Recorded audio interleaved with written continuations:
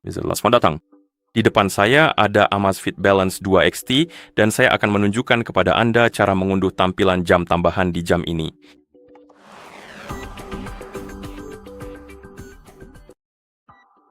Sebelum kita mulai, jika Anda ingin mengunduh tampilan jam tambahan di jam Anda harus dipasangkan dengan ponsel melalui aplikasi DZApp. Dan setelah kedua perangkat terpasang, kita bisa melanjutkan. Sekarang kita bisa membuka aplikasi DZApp di ponsel yang sudah dipasangkan dengan jam kita.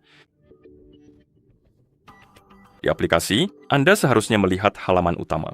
Sekarang ketuk pada perangkat. Dan di sini Anda akan melihat Balance 2 XT. Tentu saja, maksud saya jam Anda. Dan di bawahnya, Anda akan melihat kategori bernama tampilan jam. Anda bisa mengetuknya untuk membuka toko tampilan jam. Dan di sini Anda memiliki berbagai kategori tampilan jam. Anda bisa mencari sesuatu yang Anda sukai. Dan setelah Anda menemukan tampilan jam yang Anda suka, Anda cukup mengetuknya.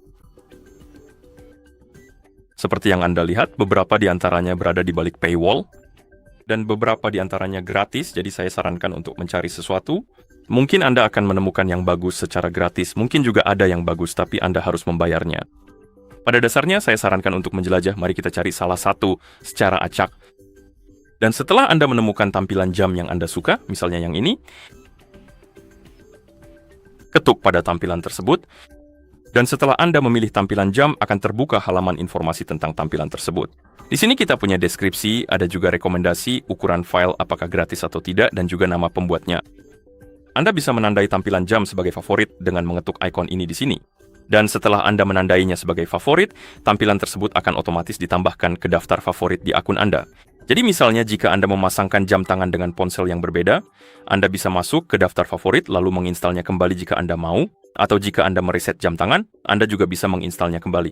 Intinya, tampilan jam tersebut akan mudah diakses jika Anda menambahkannya ke favorit, dan Anda tidak akan kehilangannya. Dan Anda tidak perlu mencarinya lagi di toko. Oke, dan setelah Anda memutuskan untuk mengunduh tampilan jam, ketuk sinkronkan.